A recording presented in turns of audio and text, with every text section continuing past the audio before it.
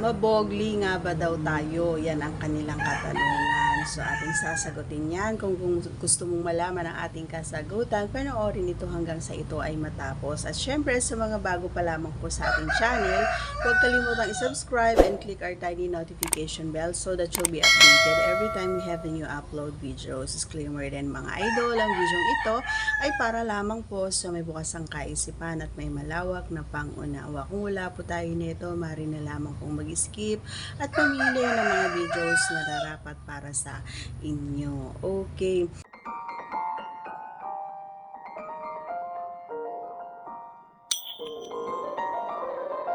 Alam niyo mga idol, hindi araw-araw or hindi minsan wala as in. Hindi katulad dati nung medyo kung sa Ilocano ay kabanbanwaga nung mga bata-bata pa tayo. So, sa ngayon, dahil ngayon mo ako tinanong, masasabi ko, hindi na katulad dati. Kumbaga, sa 100%, nasa 20% na lang. At minsan wala pa, as in 0% pa. Kaya, hindi natin masasabi, especially kapag yung ating kapareha ay hindi naman siya ganun ka, sa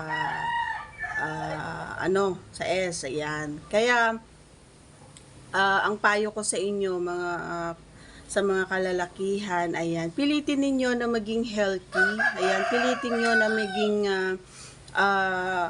maganda yung health nyo kasi nga minsan hindi naman kasi pare-parehas ang mga kababaihan mga idol. So minsan kahit nasa edad na ganito ay mabogli pa rin, pero yung iba naman katulad ko parang wala na. Hindi ko alam kung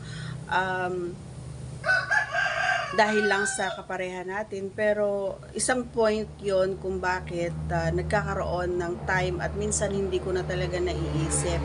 Actually, kapag nafe-feel ko naman siya at gusto ko ay may mga ways naman ako or may mga paraan naman ako para mapagbigyan kumbaga yung sarili ko. So, I'm watching, ayan, nanonood tayo ng mga alam nyo na.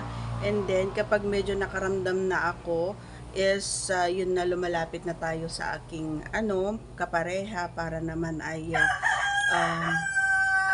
pagbigyan yung aking sarili. Alam nyo kasi matagal lang panahon na wala nang nangangalabit kumbaga sa atin. Kaya ako na minsan, ayan, actually 3 months, 4 months, ganon, as in nakakatiis kami ng ganon. Hindi dahil ako yung may problema, no, pero hindi ko alam din sa kapareha ko kasi dati hindi naman siya ganon, pero ngayon nag-iba na. And minsan niloloko ko pa nga, sabi ko kapag ayaw niya or niloloko, joke lang ba, minsan kapag ayaw mo maghahanap ako ng iba, ganon, yung magaling talaga, ganon, pero sabi niya naman is ayos lang daw.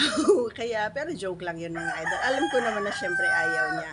So minsan talagang kahit siguro ayaw niya, pinagbibigyan niya na lang ako para hindi ako mapahiya, gano'n. Kasi nga, may time talaga. Hindi ko alam, may time talaga na nakakaramdam ako ng gano'n. And hindi ko mapigilan, especially kapag nanood ako. Or, kapag alam mo yung ang bigat ng katawan ko, ay nanonood talaga ako and pinagbibigyan ko yung sarili ko. Or gumagawa ako ng paraan. Lalong-lalo na kapag wala siya. So, mas maganda, mas magaan para sa aking pagtatrabaho.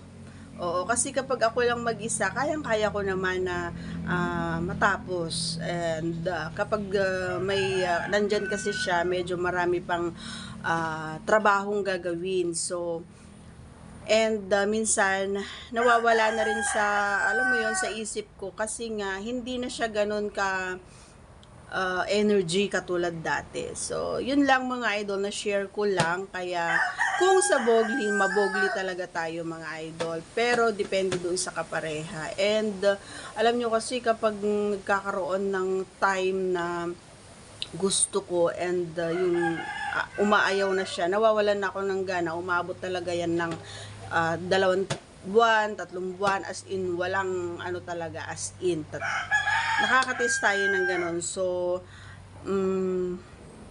Yun lang.